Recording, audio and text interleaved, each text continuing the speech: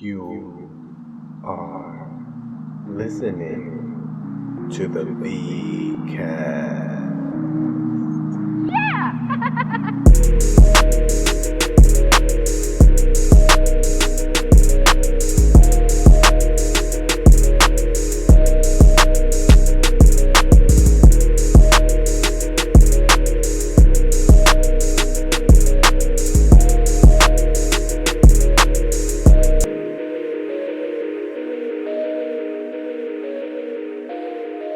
Good morning. It is Sunday morning. Sitting here drinking my coffee. Thought I'd turn the microphone on. We got a fallen angel. I haven't heard from Angel since yesterday. He overslept on yesterday's meeting. Even though he is not the official co-host, we have been planning the podcast together and planning a podcast together because we have good conversations together. And I enjoy Angel's company. And so yesterday he overslept.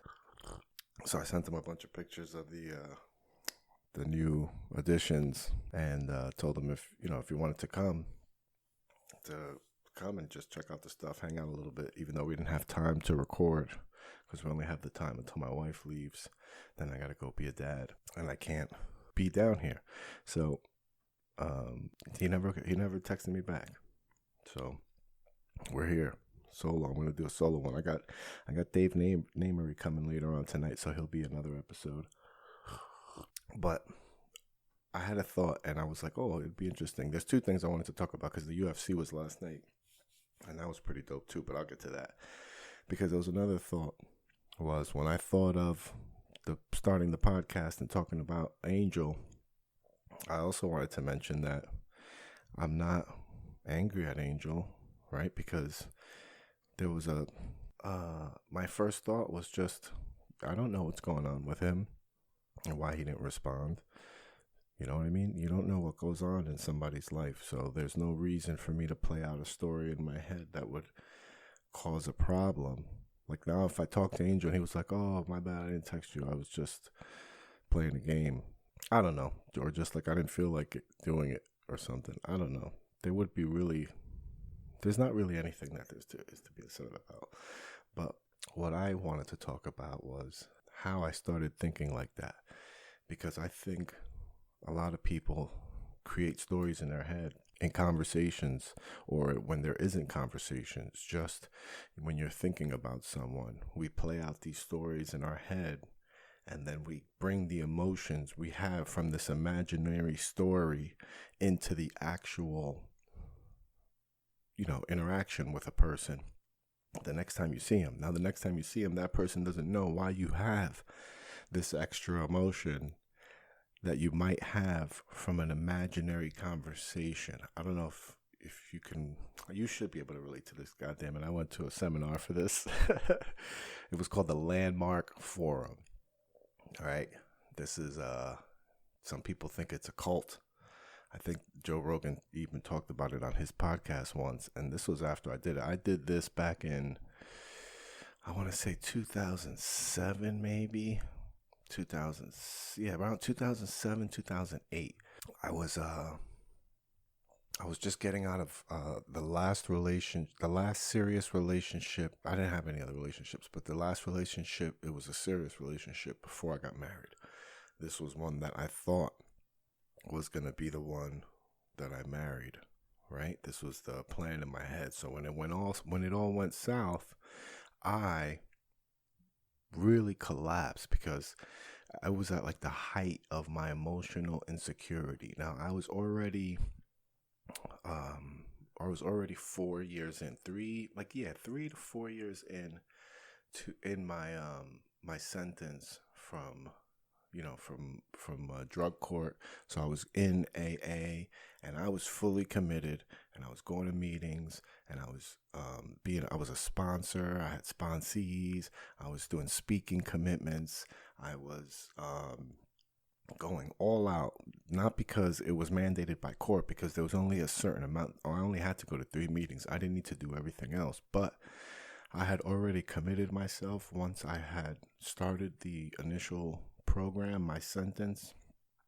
I was committed myself to the program, and it helped me, right? So I was 3 years into that, but I was still like an emotional, I was just really insecure, and I thought everything else, like I just didn't think I was good enough for anything in my head, right? This was something I just had in my head. So I would always play these stories out in my head that always had me losing or had me getting played, and had my emotional, everything was like, I was like emotionally paranoid, and I would, my paranoias ended up being true, but I think I manifested them.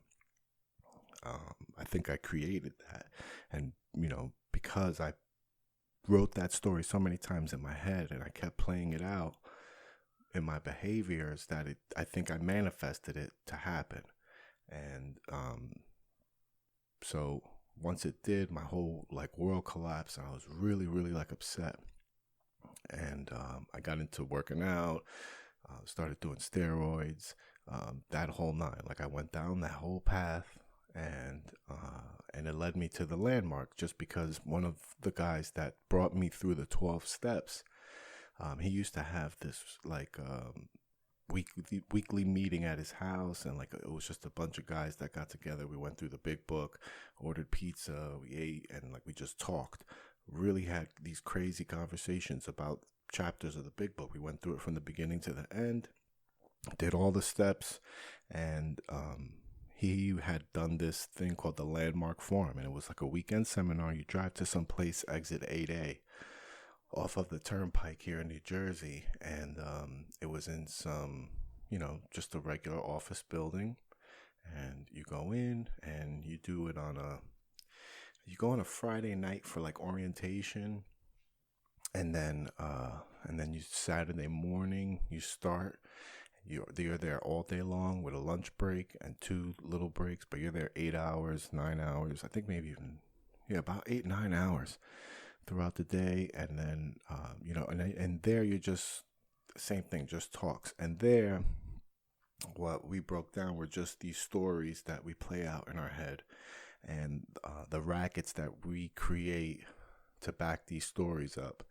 And we create these false fronts based on these decisions we made when we were young in our minds, because situations happen to us, things happen to us in our life, like these pivotal moments happen to us in our lives, and we made these decisions in our head, and we didn't know we made these decisions, but it was like an emotional and like a security that you make, like a defense. You create this response based on this experience, and then you play that response out forever. That's gonna always be your reaction. So now you, in order to justify that reaction, you have to create these stories. So every time you assume something somebody says, or you're basically start creating all these stories, and you start living outside of the actual truth, and you're creating like this whole other world. And it plays out, and a lot of people do it, and you'll see it in people that they make themselves the victims. Everything that plays out, it's always somebody else's fault, and it was a really awesome experience. And I did it. I got my wife to do it, my sister-in-law did it, my brother did it. And then I know a bunch of other people that did it. I know some people that did it and thought it was stupid too, it's, everybody has a different experience, but I never saw it as like a cult. They definitely go hard in the paint to recruit you to volunteer and to work there and to help spread that message. They're like Christian evangelicals. Like they will, once you sign up, that's like that was the one annoying part.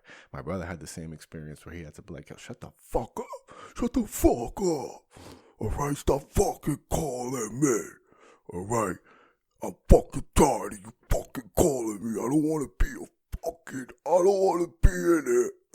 That's how my brother talks. I don't want to. Hey, shut the fuck up. Didn't you hear, mommy? I'm fucking reliving old childhood traumas, but I do the same thing with my daughter, so she knows I ain't fucking playing. All right? I get that voice real low and be like, put that fucking shit off the ground. No, I don't do that a lot. So what was I saying? Yeah, so the landmark. So I'm trying to think of that one thing they talked about that I remember about, so about what happened. Man, there's like when you have an interaction with someone, I'm definitely butchering. I don't remember this stuff. I just thought of it this morning and I was like, I'm going to talk about this and not be able to remember like the lessons and the actual thing. Like I remember two things, like this creating stories, the rackets.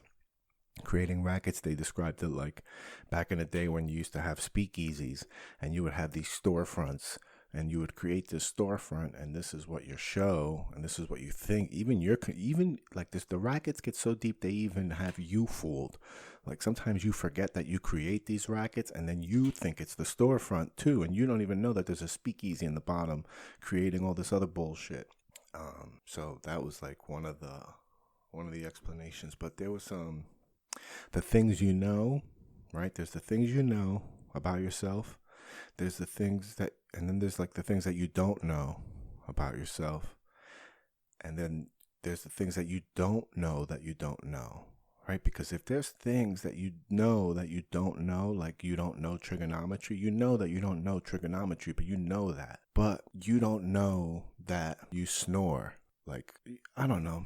I knew I was going to butcher it, but like there's other things that you don't know there's just things that you don't know, right? Because then there's going to be things in trigonometry that you don't even know that you don't know. Or there's going to be things in your own character that you don't even know that you don't know. Things that live outside that realm, right? Like I don't know why Angel didn't respond.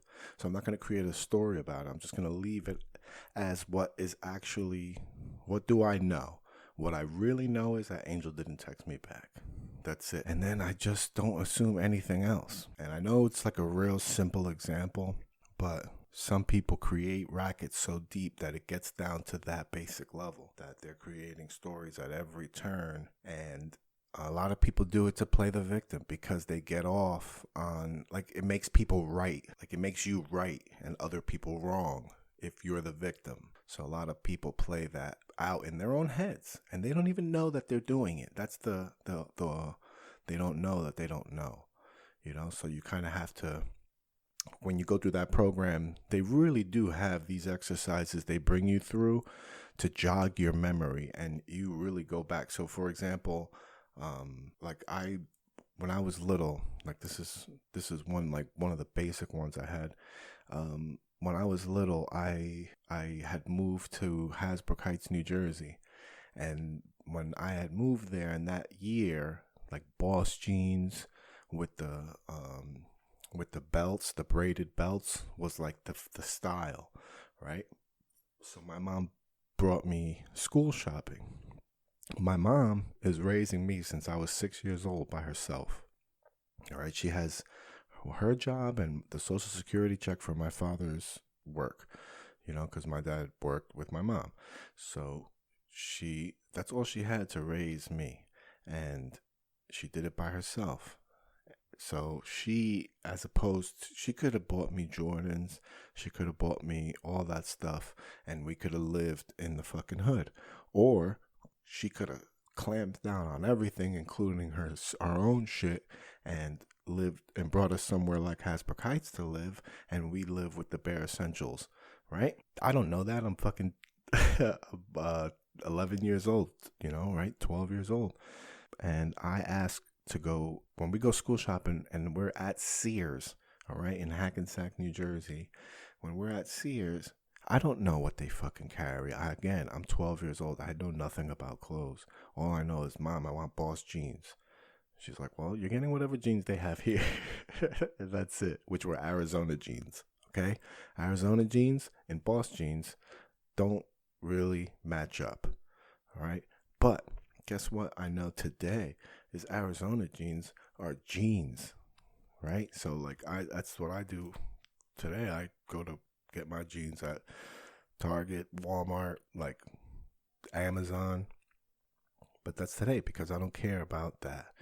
I don't care about what it means to anyone else. I care about what it means to me in my pocket. But I didn't know that as a kid. So when my mom said no to me, I made a decision in my head that I'm not worth Boss jeans. Like, I made a decision in my head that I wasn't good enough. Now I'm going to go to school and get made fun of and be less than everybody else because I'm not worth it. I didn't know anything about finances. It wasn't that. I made a decision that my mom didn't, not that she didn't love me enough, but that I wasn't, like, our whole situation, like Mia and my mom weren't worth Boss jeans. Like, I had my first confrontation with poverty. Well, not poverty, you know what I mean? But just having less than everybody else. That made me feel like less than. And I made that decision that I'm less than. Then that carried that shit and that decision in my mind. And I used that with every approach after that. That's why I didn't, do whatever. Because I always figured I'm not worth it anyway. So that was like, oh man, the Landmark was a really, really great experience. But what it did was just get me out of my own head. It got me out of creating these stories in my own head and driving myself crazy. Like I was having the worst time. I would cry in the shower every morning. I was so miserable. But I was single. I was jacked. I was having the time of my life. I lived in Englewood Cliffs. Okay, for anybody that doesn't know New Jersey, Englewood Cliffs is like a really affluent town in New Jersey. All right, there's a lot of rich people that live in Englewood Cliffs, and I lived in a huge house with 5 other single young guys, and I was 25 years old, 24. Like I really was just in my mind, like so insecure, even with that. Like I had already had a really good job that was, from where I come, like having a good job with benefits and security, like that's it. Like you're good. Shut up. Don't do anything else. You're good. Don't mess it up. Stay there. Don't go anywhere. Don't even think about having dreams or anything like that. You got that job with benefits. You better lock it down, right? So,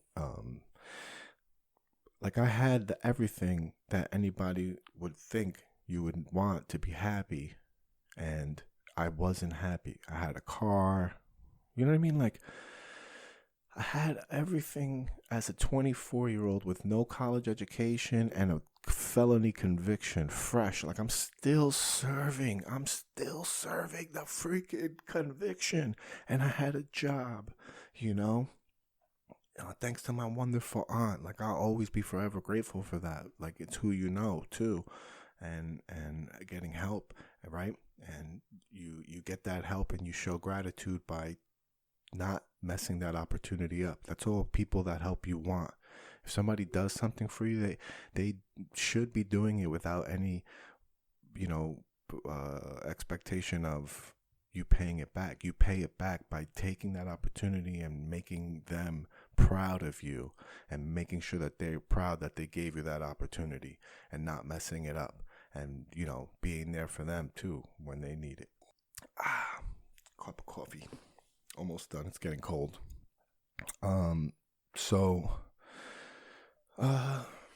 Landmark. So after I did that, I just, I had like a feeling of like I had this weight lifted off of me. I didn't have those conversations in my head no more, and I really was free to become like anybody else than who I thought I was. I could really just manifest anything that I wanted. And, I did. I started taking more chances. I then ended up leaving that job. I started chasing money, which was stupid. And I didn't chase happiness. I chased money and I chased status. Okay, so I chased more than money, I chased status because I thought money meant status. And I thought status meant something. And I went down the wrong path with the wrong people. And it ended up, backfiring on me big time. A lot of those people that I got in bed with went to jail. A lot of them got convicted of, white collar crimes. We were just doing stupid shit for money, and a lot of it, a lot of fast money. And I had a come to Jesus moment with it and got out of it at the right time. And luckily I didn't, face any repercussions. And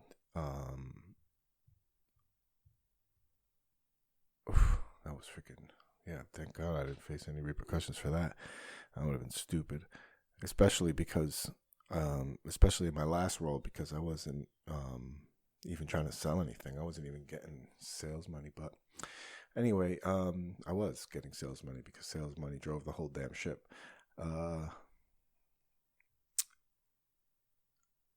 But I wasn't ownership in the company, and I got a letter stating that even though I had roles like that, I didn't have any stake in it. So I don't even know how I got on this subject. I think I took the story too far. Tried to speed it up to modern day. But the whole point of it was just because I thought of Angel, and I didn't mean to make Angel the scapegoat of it, but it was his behavior that brought us here. Fucking Angel, 2 fucking days in a row. My goodness, bro, you don't want to talk to me, bro? You don't want to hang out with me in the morning? Have our morning coffee and conversation? Bullshit, bro. Anyway, last night was UFC, and I did fall asleep. I shoveled last night. I shoveled 30 houses last night. Not one of them was my own. My friend Clint asked me if I wanted to shovel snow, and I go to shovel snow, and I'm like, sure. And in my mind, I'm thinking like it's a parking lot, like a mall, or something like that. And it's not. It's like a residential area. It's like townhouses, not townhouses, but almost like houses that are just next to each other. Just each unit. It was a set of like 4 steps, not even 4. Yeah, usually like 4 or 5 steps, and no, not even. That's so exaggerated. It's usually like 1 or 2 steps, and and then like a square, and then the walkway leading up from the driveway, which is usually just like 5 or 6 squares, nothing big. It's not each house was very, very small. It's just so many of them, and then walking around and then carrying this 50-pound bag of salt, and then shoveling the driveways, shoveling at least 3 feet so that the plow can drag everything else out.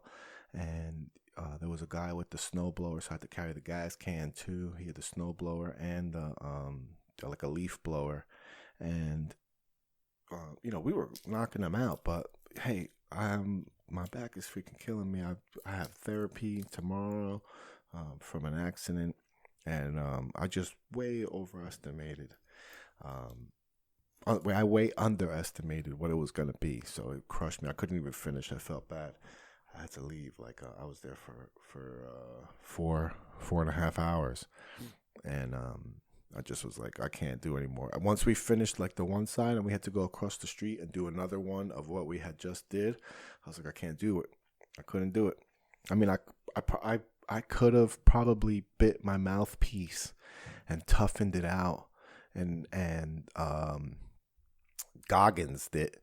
You know what I'm saying? I could have done that, but then what it would have left me for the rest of the week and my goals and all the other shit I got to do. So I had to make a executive decision and back out.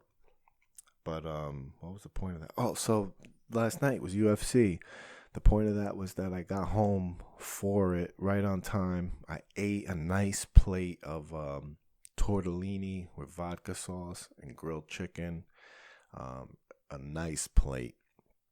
And that was my real only meal of the day. The only thing I ate, I broke my fast at about 2:30, and I had some beef jerky, a bag of beef jerky, those $5.99 bags with like 12 grams of protein. I had that with Ritz crackers, with like a half a pack of Ritz crackers, and that was all I ate before I went to go shovel snow. And then I had that tortellini. Then I had those little butter holiday cookies that they put out at ShopRite. Pillsbury makes those little circles with the hearts in them for Valentine's Day. My wife made those. So I had like 20 of those, and I passed out. I passed out after the Pettis fight. The Pettis got choked out. That was a great fight. Both guys really scrambled on the ground, man. That guy is, I'm not an expert, guys. I'm not, this is me being a fan since I started watching UFC hardcore right after Forrest Griffin on that Ultimate Fighter 1 was when I really got into it. I had watched some of the earlier ones, randomly, but I never was into watching it regularly until that Forrest Griffin first season, and I watched every single UFC pretty much after that. So I really been into it. I watched the progression of it, the progression of the skill level, the progression of all the, and I watched Joe Rogan, so I'm really an expert at jiu-jitsu and the transitions on the ground and stuff. So I'm very qualified to break down the fights. I just don't have the memory. And of course, I'm being sarcastic. I just been watching it for a long time, so stuff I like to talk about, and I don't think Mr. Dave Namery is a UFC guy, so I got to talk about Landmark and I get to talk about UFC. So Pettis got choked out, but they were on a really good. They had a really good scramble. Like when people don't know what's going on the ground and with the grappling, and that's why people don't find it interesting and find it entertaining, and that's why people boo. And there's also sometimes people just lay there, they don't know what they're doing, or they're not trying to advance. They're just trying to like hold you down. That's very boring. But those guys last night were scrambling. All right, the guy that choked out Pettis, we'll call him the choker. The choker, he was really, really, really skilled. Like he is like really advanced level jiu-jitsu. So when he was on Pettis, you can see how good he is, but you also see how good Pettis is on his defense, because he was really scrambling and he wasn't just being passive. He was aggressively trying to get out of holds, aggressively trying to reverse, aggressively attacking, however he could to get out. So it was a constant scramble. It was a constant threat. There was a constant threat, and that's what makes it really interesting. And watching that whole scramble, and then him getting the choke, that was really awesome. And then I fell asleep. I fell asleep, and my wife woke me up right as the McGregor fight started. So, McGregor hype. I was very hyped for this fight.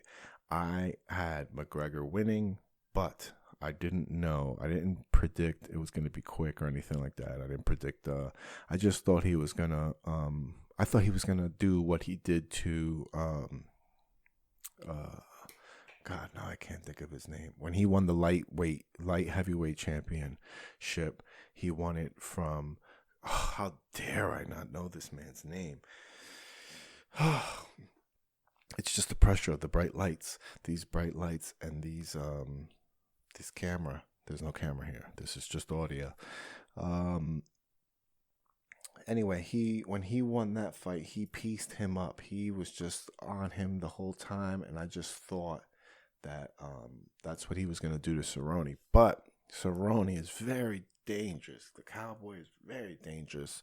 Muay Thai, very dangerous on the ground. So there was always a threat that if things weren't going well for him on his feet, that he could in fact take McGregor down and possibly choke him, right? So when the fight started and I wake up out of this slumber, and I start focusing on McGregor's walkout, because that's when she woke me up, and then McGregor gets in the ring, and I see Cerrone just pacing and looking like a caged animal, and I was like, oh shit, Cerrone might come out here and fuck Conor up.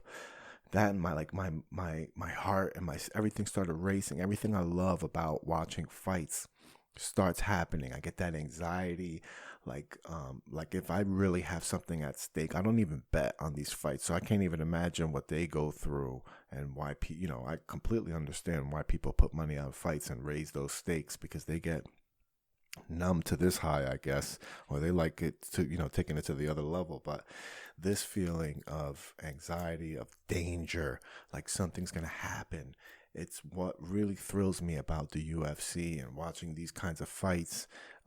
So when I see Cerrone pacing like that, I'm like, oh man, Conor's in danger.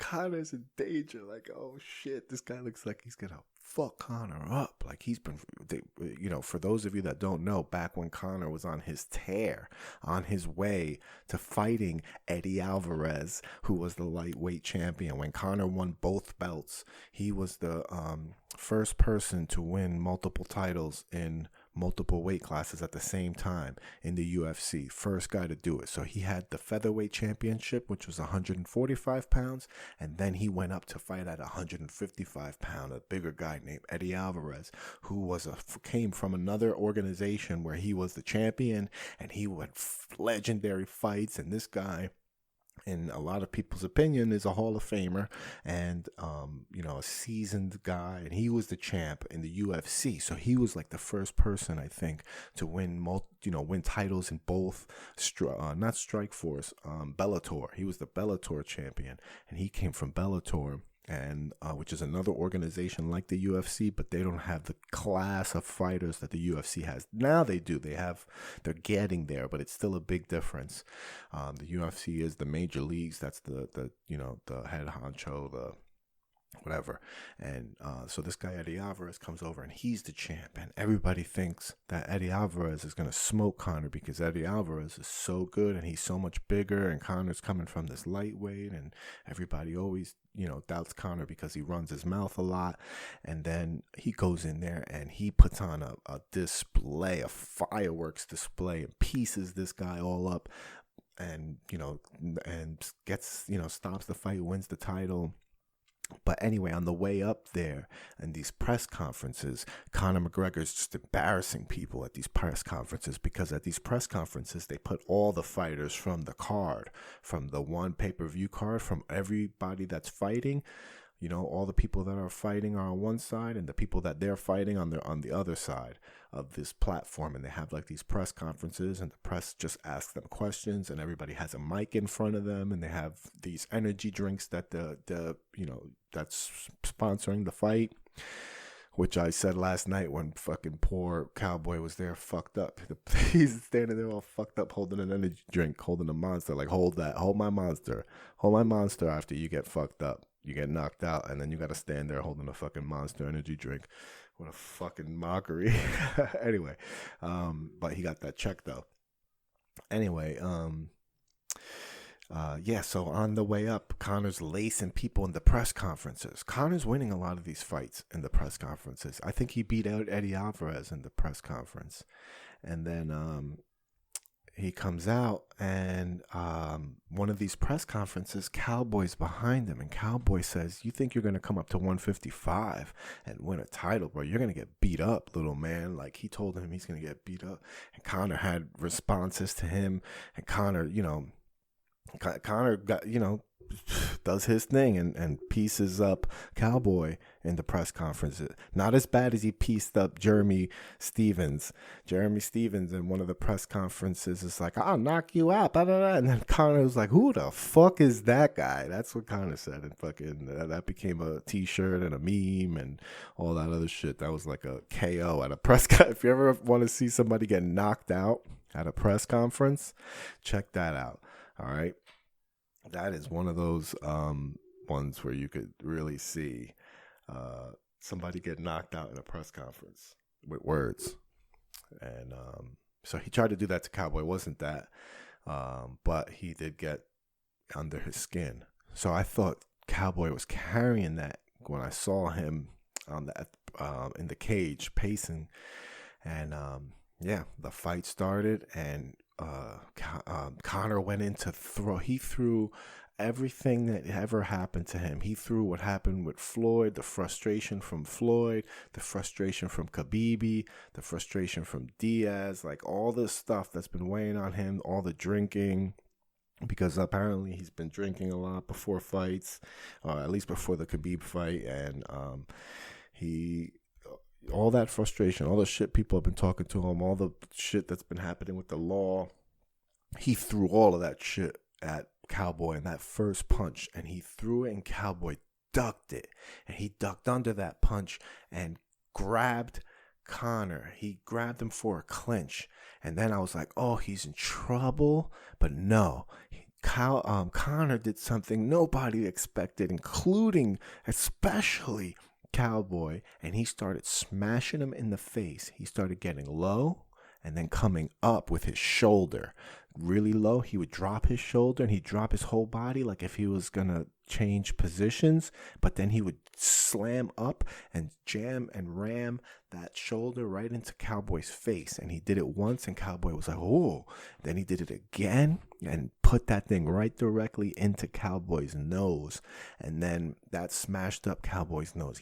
He looked like he broke Cowboy's nose right in there. Like if he didn't break it, it was like a good stiff shot to the nose that bloodied him, and it made his eyes swell up, and he hit him with another one to the eye that's swollen, like it made his, it swelled his eye, and then he hit him with 4 of them, and that rocked him back. And when he pulled back with it, he pulled back, and I swear if you animated, you could put the little stars, the Tweety birds around Cowboy's head, and it jolted him back, and he was up and he couldn't see anything. I don't know if, a lot of you people probably haven't been punched in the face before, and I've never been punched in the face, but well, no, I've been punched in the face that's made my eyes water, and then you can't see it, and like it kind of closes everything off. If you've ever been really hit, you see like something jolts in your brain, and your vision kind of blurs and things get really, really small, almost like tunnel vision.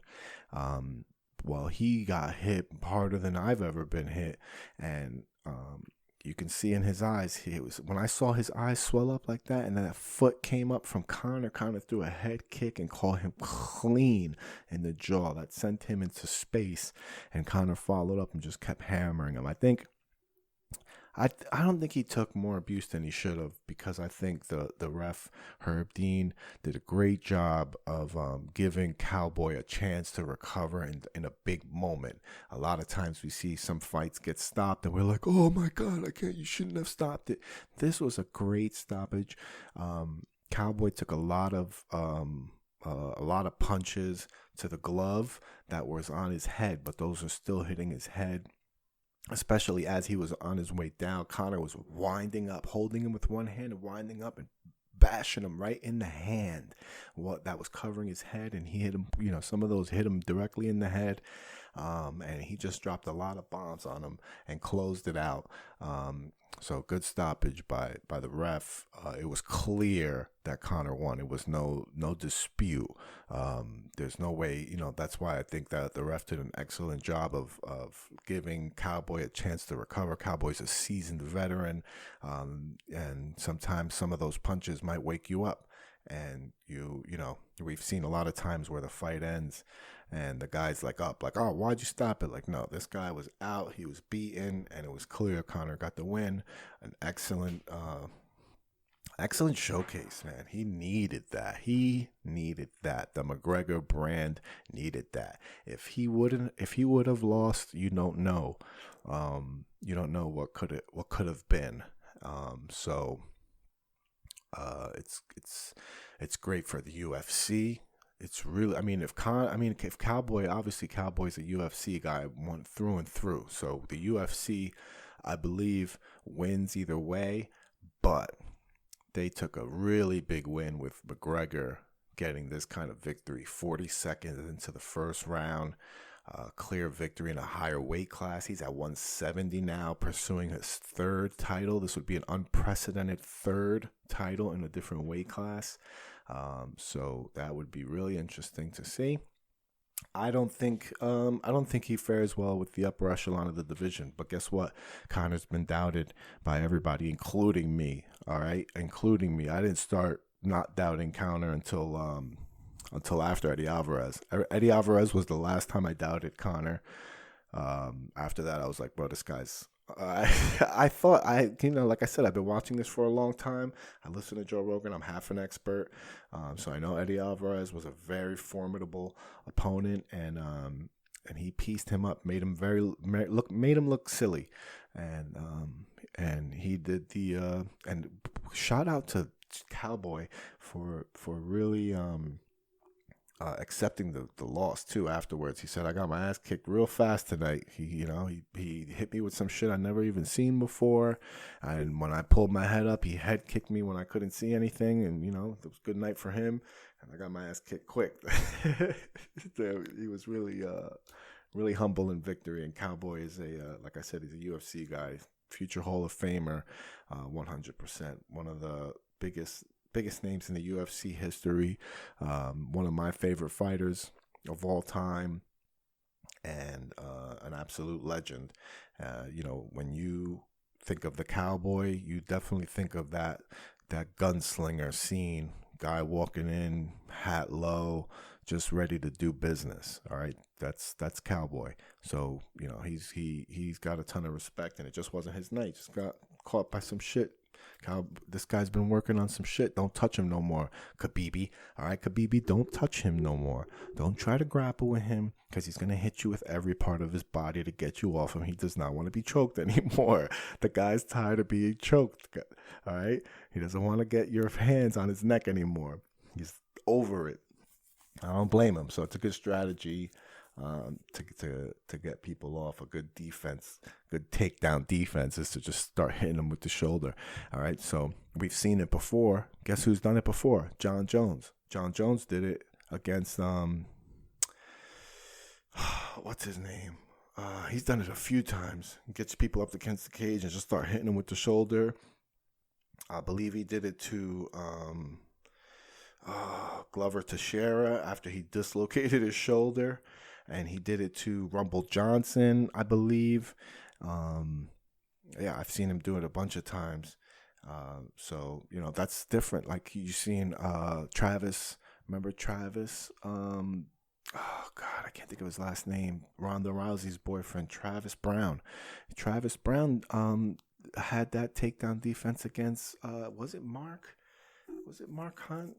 No, I don't think Mark Hunt was stopped by that time. It was against a couple people. I think he did it against Stefan Struve, the big tower Stefan Struve, where he was trying to take him down, and he started hammer fisting against his back was against the cage, and they were trying to take him down, and he was hammer fisting down on him, and that was pretty different. I think he knocked them out that way.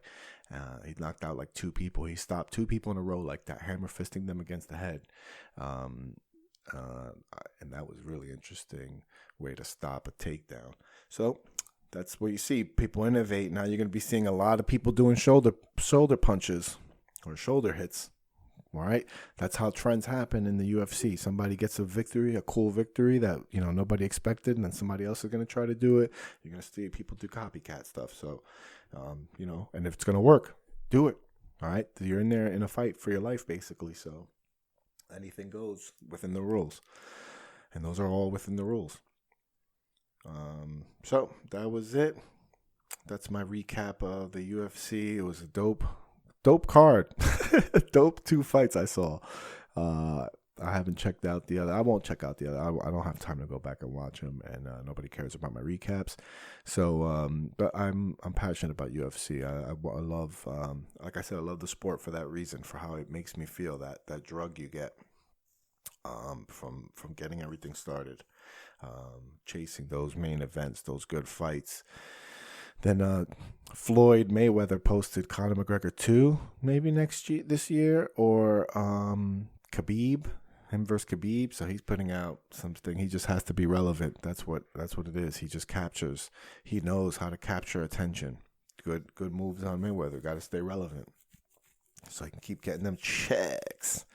That's it for me. That's it for the solo podcast. Anyway, interesting talking about the Landmark Forum and my experience with that. If you have any questions or anything about it, they have. If you go on, if you're interested in it, they have. And I think it's definitely. I recommend it to everybody, just because it gives you a whole other perspective on life, and it shows you how to eliminate some of the filters that you've acquired throughout your life, through your perspective. You acquire these filters that you set up, and you don't even know you have them. The filters have been there so long, you think that's how the world really looks. So the landmark just helps you identify those filters. At least you see that they're there. And it's your choice if you want to remove them or not. I don't, especially for people that are struggling emotionally, and you don't know why. I recommend it 100%. They have free nights. You can go there on a Wednesday night and you have a conversation. It's like 2 hours, and they do a presentation for you. And, you get to decide right there if you want to do it or not. And you get a little taste of it. I had an experience at that event, that free one night event. They do. It's usually on like a Wednesday night. They're all over the world. They have them all over the world, and they have these coaches that do them. And when you register, if you do the whole weekend, it's like $400 or $500. Mine got paid for by my friend, and then I paid him back. Or I think he might have just did it out of the goodness of his heart because he got a discount or something like that. I don't know. But I was able to do it, and other people I told to do it. It's worth the experience, especially if you're struggling with something. And this isn't sales or anything. This was just one of the things that I did in my life that was very key to me becoming who I am today. And I still use a lot of those practices, and it helps me a lot. I don't know where I would be emotionally, or if I would be able to be in the position I am and be in, all that stuff, if it wasn't for the perspective change. All right. So anyway, I don't want to ramble on. Just sharing my experience. That's it. That's all I got. Thank you for tuning in. Please follow me on all social media. And if you want, all right, it's Vic is funny, VICIZFUNNY, because some other person has the IS that doesn't use the stupid account, and Instagram and Twitter won't give it to me. And Laugh It Up Tuesdays, every Tuesday at Nikki's Bar and Grill in Little Ferry, New Jersey, 9 p.m. Food and drink specials, free parking, new lineup every week. We got Chips Cooney's there every week. Sometimes he does magic. Sometimes he does some illusions. Sometimes he tells jokes. Well, he tells jokes every week. But sometimes he gets mad at you. Sometimes he loves you. So you never know what you're going to get at Laugh It Up Tuesday. I'm hosting. It's a good time. And, just going to keep pumping out these episodes. Dave Namery is going to be on the next episode if he shows up tonight. And hopefully we'll have some more guests. I have a list of guests that I want to have on, but I've asked no one. I don't have a schedule. I don't want to make commitments. I'm still a little bitch. I don't know. That's all I got. Thank you so much for listening. I hope you have a great day. I'm going to go be a parent now. All right. Goodbye.